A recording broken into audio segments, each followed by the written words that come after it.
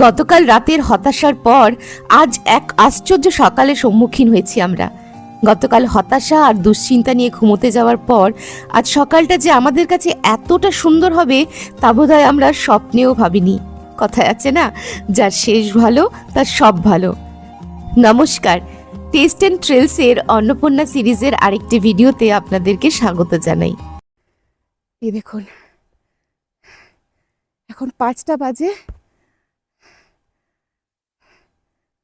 আমরা দাঁড়িয়ে আছি অন্নপূর্ণা বেস ক্যাম্পে।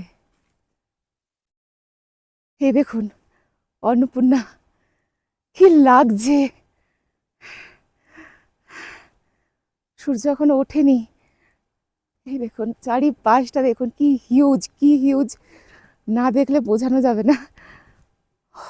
কালকে যে কি মন খারাপ হয়ে গিয়েছিল আমাদের, যে এক ফোঁটাও দেখতে পাচ্ছি না। মাঝে মাঝে একটু একটু মেঘের আড়ালে দেখতে পাচ্ছি, কিন্তু এত মেঘ যে এত মনটা খারাপ হয়ে গেছিল। এই যে এইটা হচ্ছে মাছিপুছা, এই যে মাছিপুছারে মাউন্টেন। আর এই দেখুন এটা অন্নপূর্ণা, কি বিশাল, মনে হচ্ছে হাত বাড়ালে ধরতে পারবো বোধ হয় এক্ষুনি। উফ, এই যে দেখুন এখানে চারিপাশটা পুরো পাহাড়ে পাহাড় আর পাহাড়।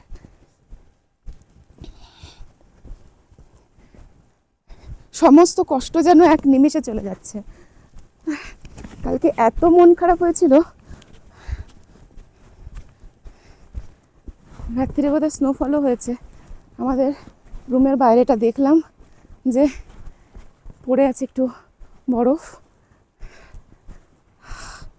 কি হিউজ। এই জন্যই এত কষ্ট করে আসা।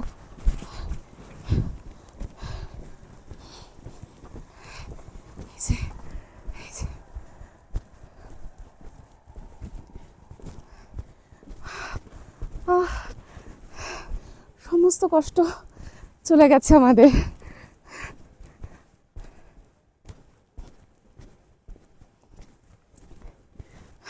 ওটা হচ্ছে ভিউ পয়েন্ট।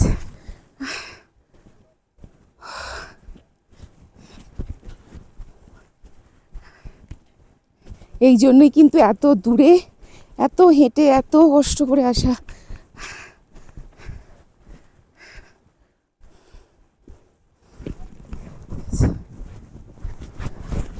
সবাই এক এক করে ভিউ পয়েন্টে আসছে। আমরা 4:30 অ্যালার্ম দিয়ে রেখেছিলাম। এখানে 5:42 সূর্য ওঠে, কিন্তু এটা উষাকাল, তাই দেখুন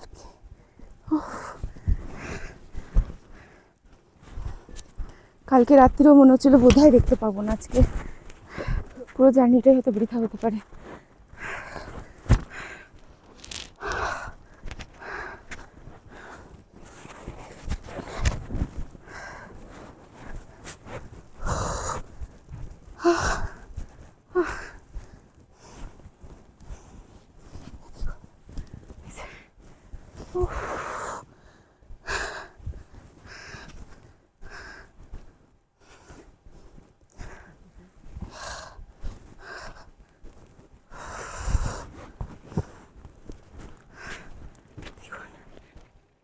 যে রাতুল দাঁড়িয়ে আছে,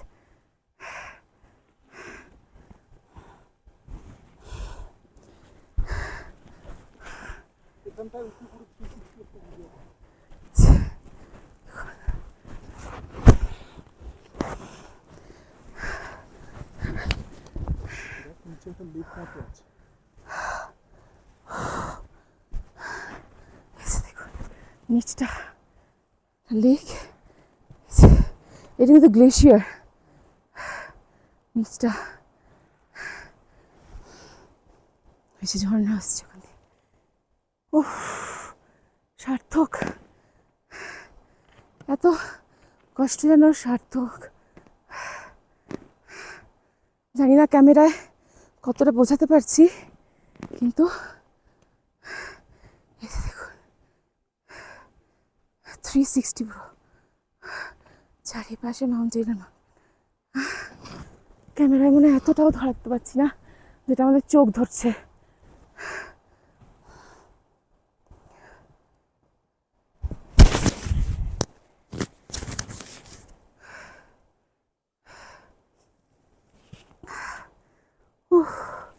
অন্নপূর্ণা।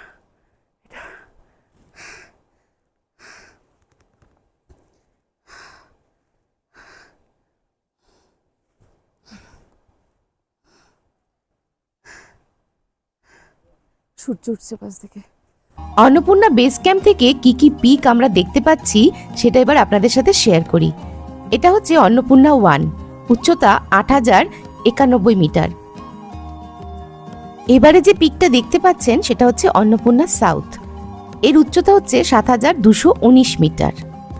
আর ঠিক এর পাশেই রয়েছে হিউনচুল্লি। এই যে পিকটা দেখতে পাচ্ছেন এটা হচ্ছে হিউনচুল্লি, এটার উচ্চতা হচ্ছে 6441 মিটার। এই পুরোটাই হচ্ছে হিউনচুল্লি।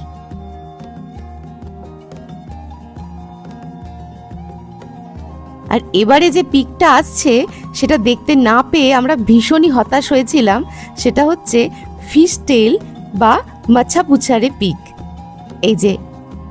এই দেখুন, আর এর উচ্চতা হচ্ছে 6993 মিটার। মাছাপুছারের পাশেই রয়েছে গান্ধারবাচুল্লি, হাইট হচ্ছে 6248 মিটার। আর ঠিক তার পাশেই রয়েছে অন্নপূর্ণা 3, 7555 মিটার। ঠিক এর পাশে রয়েছে টেন্ট পিক। এই যে দেখুন, এটা হচ্ছে টেন্ট পিক, এর উচ্চতা হচ্ছে 5663 মিটার। আবার আমরা ফিরে এলাম অন্নপূর্ণা 1-এ। হঠাৎ করে একটা বিকট আওয়াজ হলো আর আমরা দেখলাম অ্যাভালেঞ্চ হচ্ছে।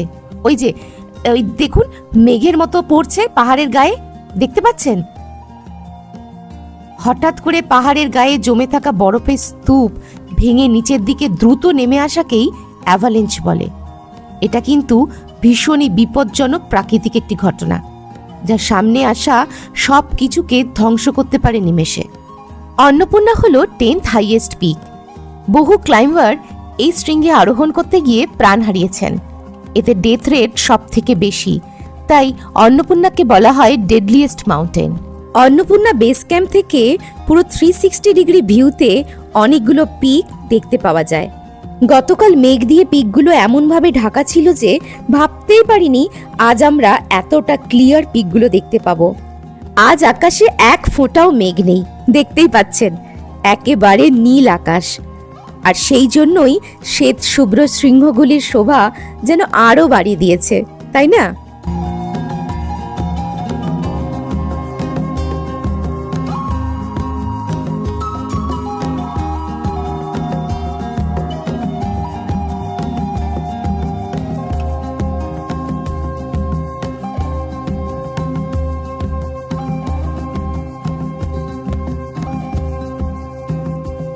এখানে কিন্তু প্রচণ্ড ঠান্ডা। পায়ে মোজা জুতো থাকা সত্ত্বেও যেন পায়ের আঙ্গুলগুলো অবশ হয়ে যাচ্ছে। তবু এক অসীম শক্তি যেন আমায় পেয়ে বসেছে।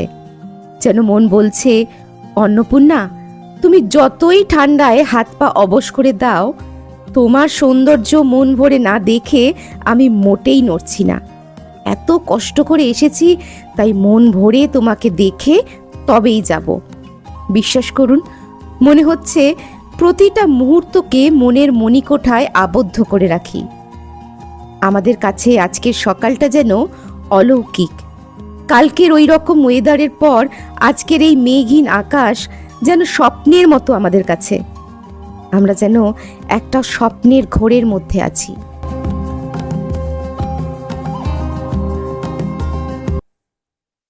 আমরা এখন অন্নপূর্ণা বেস ক্যাম্পে রয়েছি।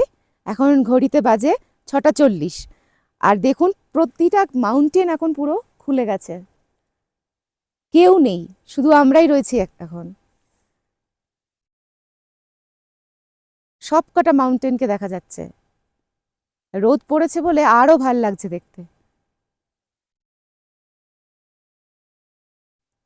এখান থেকে কিন্তু একদম আমাদের যেতে ইচ্ছে করছে না, মনে হচ্ছে এখানে চুপচাপ বসে থাকি ওই মাউন্টেনগুলোর দিকে তাকিয়ে।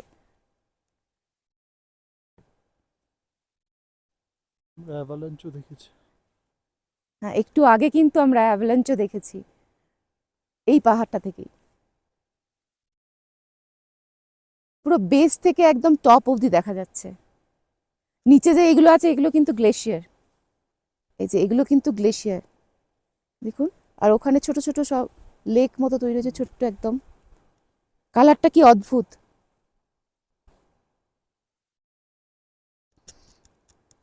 এই যে পুরো গ্লেশিয়ার।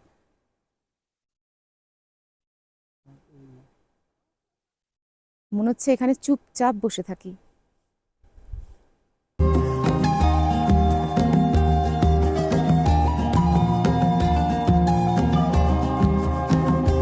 এখানে স্থানীয় একজন আমাদের কোনটা কোন পিক সেটা সুন্দরভাবে বুঝিয়ে দিলেন। ये अन्नपूर्ण साउथ है, अच्छा।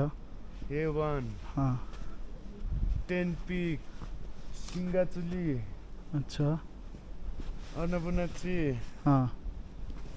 गंधाराचुली अंदर अच्छा। फिस्टेल and then युमचुली।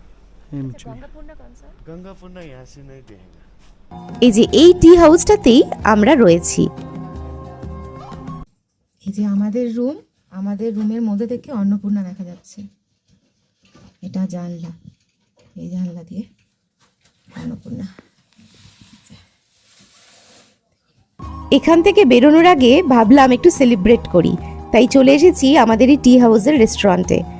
আজ ব্রেকফাস্ট নিজেদের খাবার থেকে না করে ভাবলাম টি হাউসের রেস্টুরেন্টেই খাবার অর্ডার দিই।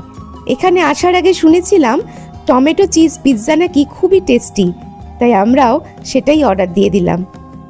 এই যে দেখুন চলে এসেছে টমেটো চিজ পিৎজা।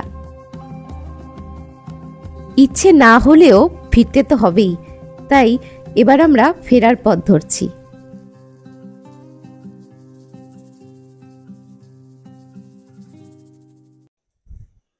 এই দেখুন এখানে একটা হেলিপ্যাড আছে, হেলিকপ্টার আছে এখানে।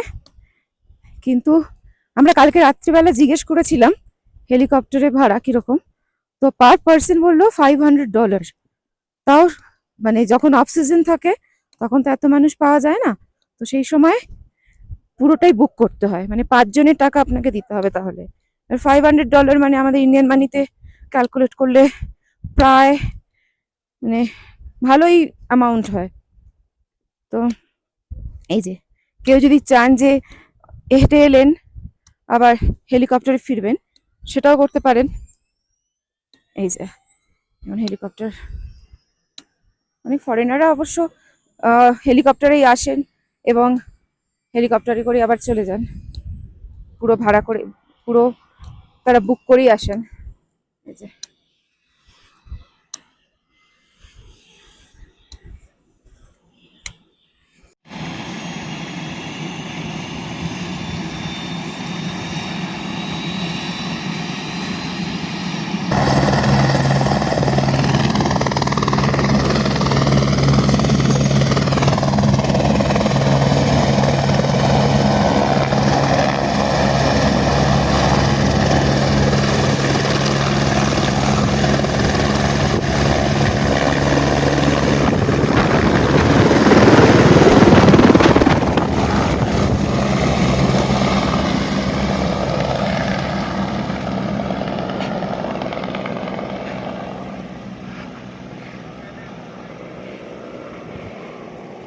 গতকাল যখন এখানে পৌঁছেছিলাম তখন মেঘের কারণে বোঝা যাচ্ছিল না এর পেছনে ঠিক কি আছে, আর আজ ভিউটা খালি একবার দেখুন।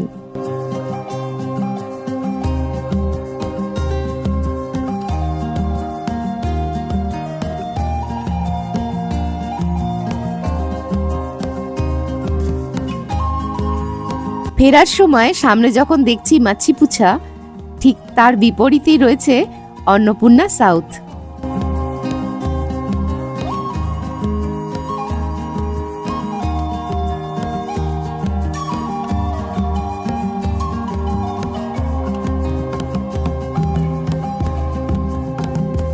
আমরা এখন বেরোচ্ছি এবিসি থেকে এমবিসির উদ্দেশ্যে।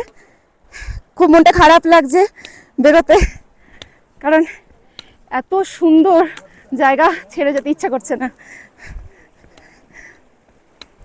আমাদের ফার্স্ট এগোতে হবে আজকে।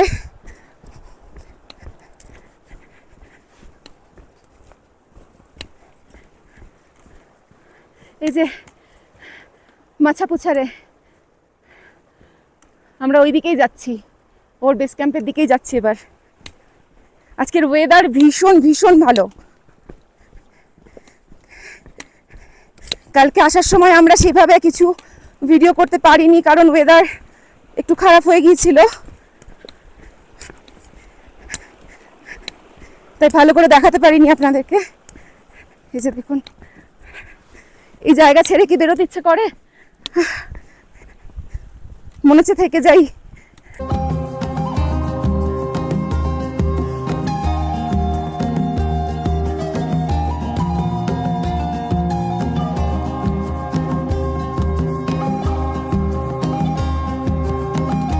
আগের পর্বে আপনাদের জানিয়েছিলাম এবিসিতে থাকা এবং খাওয়ার খরচ কতটা পড়লো সেটা সম্পর্কে জানাবো। এবিসিতে আমাদের রুম ভাড়া পড়েছে 500 এনপিআর। ওয়াইফাই এর জন্য কোনো এক্সট্রা চার্জ লাগেনি। রাতের ডিনার আর সকালের পিৎজা নিয়ে লেগেছে 2570 এনপিআর, অর্থাৎ টোটাল আমাদের খরচ হয়েছে 3070 এনপিআর। রাতের ডিনারে আমরা নিয়েছিলাম মিক্সড ফ্রাইড রাইস, আর ফ্রাইড রাইসটা কিন্তু বেশ টেস্টি ছিল। তবে পিৎজাটা কিন্তু আমাদের মোটেই ভালো লাগেনি। আমরা কিছুটা খেয়ে আবার প্যাক করে নিয়েছি, কারণ তখন আমরা পুরোটা শেষ করতে পারিনি। কাল যখন আমরা এই রাস্তা দিয়েই অন্নপূর্ণা বেস ক্যাম্পের দিকে যাচ্ছিলাম, তখন এই লেকটা পড়েছিল, কিন্তু সেই সময় এতই মেঘ ছিল যে আমরা কোনোভাবেই ভিডিও করতে পারিনি, ক্যামেরা ঢুকিয়ে রাখতে বাধ্য হয়েছিলাম। আজ ফেরার সময় এই লেকটার পাশে আমরা কিছুটা সময় কাটাচ্ছি। আর এই যে দেখুন, লেকটার মধ্যে মাচাপুচারের প্রতিবিম্ব দেখা যাচ্ছে। ওই যে দেখুন, দেখা যাচ্ছে অন্নপূর্ণা, আর ওখানেই আছে অন্নপূর্ণা বেস ক্যাম্প। আর ঠিক উল্টো দিকে আমরা প্রায় পৌঁছেই গেছি মাচাপুচারের বেস ক্যাম্প। ওই যে দেখুন, দেখা যাচ্ছে।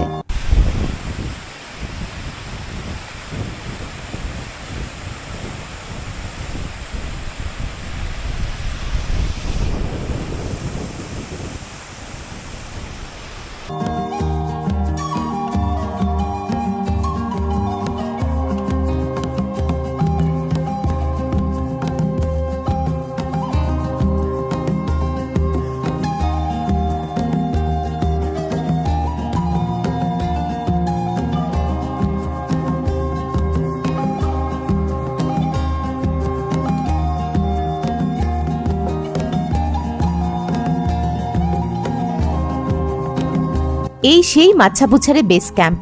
দেখেছেন, মেঘ না থাকার কারণে আজকে এখানকার প্রাকৃতিক সৌন্দর্য একেবারে অন্যরকম।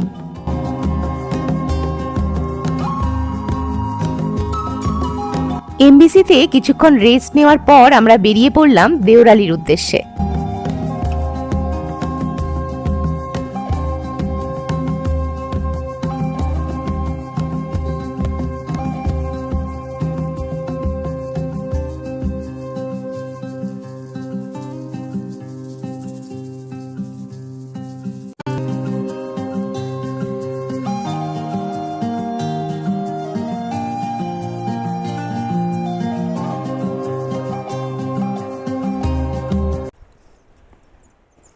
রাস্তা কিন্তু মানে এইরকম দেখুন, তো পাথরে ভরা, সাবধানে পা রাখতে হচ্ছে, না তো পা মুচকে যেতে পারে যে কোনো সময়। ওঠাটা যেমন কঠিন, নামাটাও ততটাই কঠিন। খুব ফাস্ট যে নামবো সেটা করতে পারছি না, কারণ পাথরে ভরা রাস্তাটা। নেমে এলাম, প্রচণ্ড চড়াই রাস্তা, মানে নামতেও হচ্ছে খুব সাবধানে। এই যে রাতুল এগিয়ে যাচ্ছে, প্রচণ্ড চড়াই। কালকে আমরা এই রাস্তা দিয়েই যে গেছি, আজকে সেখান দিয়ে নামছি। কালকে যখন উঠছিলাম তখন মানে মনে হচ্ছে কতক্ষণে পৌঁছবো, আর কত দূর, আর কত দূর। প্রচণ্ড ঢালু রাস্তা, হাঁটুতে প্রচণ্ড প্রেশারও পড়ছে। এই সেই ভয়ঙ্কর গ্লেশিয়ারটা, যার উপর দিয়ে চলতে গিয়ে বেশ ভয় লাগছে।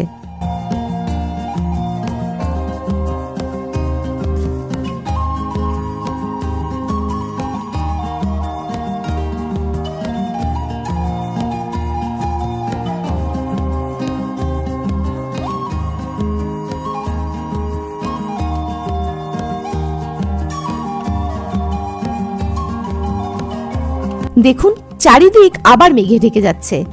পাহাড়ে কিন্তু খুব তাড়াতাড়ি ওয়েদার চেঞ্জ হয়। সকালটা ছিল রোদ ঝলমলে, আর বেলা বাড়তেই আবার মেঘ।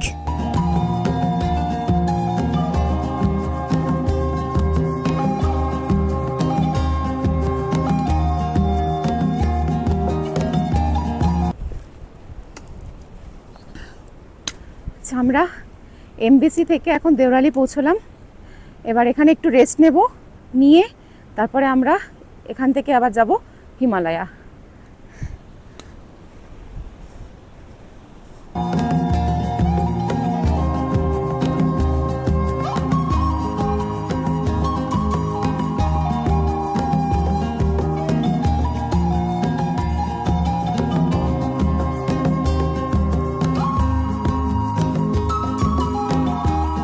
আমরা এখন রয়েছি দেওরালিতে।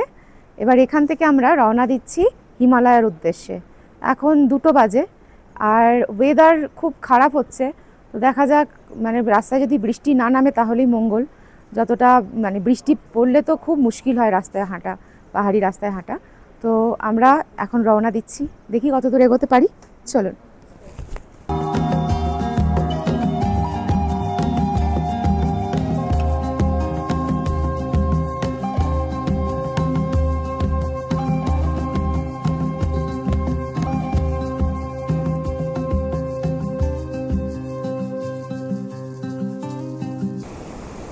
আচ্ছা, আমরা পৌঁছে গেছি হিমালয়া। ওই যে দেখা যাচ্ছে হিমালয়া, পাশের নদীটা দেখুন কত সুন্দর। এই যে হিমালয়া আমরা পৌঁছে গেছি।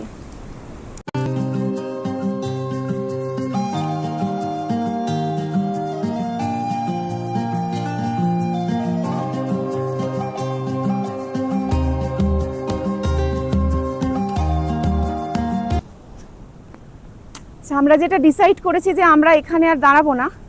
আমরা এর আগে একটু বসে নিয়েছিলাম মাঝ রাস্তায়। তো আমরা এখান থেকে একেবারে ডোভানের উদ্দেশ্যে রওনা দেব।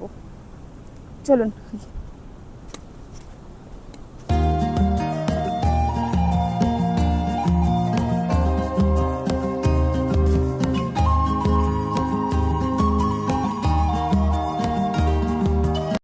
এই হচ্ছে নামছে ডোবানের রাস্তাতে আমরা যাচ্ছি, হিমালয়া থেকে ডোবান।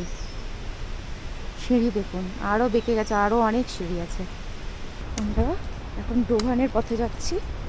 একটা মন্দির ছিল, সেটা ক্রস করে। এই রাস্তাটা তুলনামূলক একটু ভালো, তাও উঁচু নিচু পাথর, কিন্তু আগের মতন নয়। ধীরে ধীরেই এগোতে হচ্ছে, কারণ পা যদি একটু মুচকে যায় তো প্রবলেম হয়ে যাবে।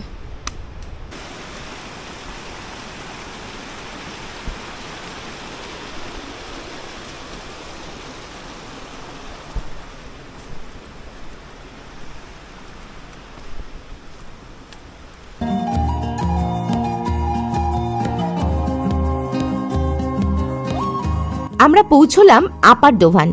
আজ আমরা প্রচন্ড ক্লান্ত, তাই আজ এখানেই স্টে করব। পরের পর্বে জানাবো আপার ডোভানে থাকা খাওয়ার খরচ কত পড়ল।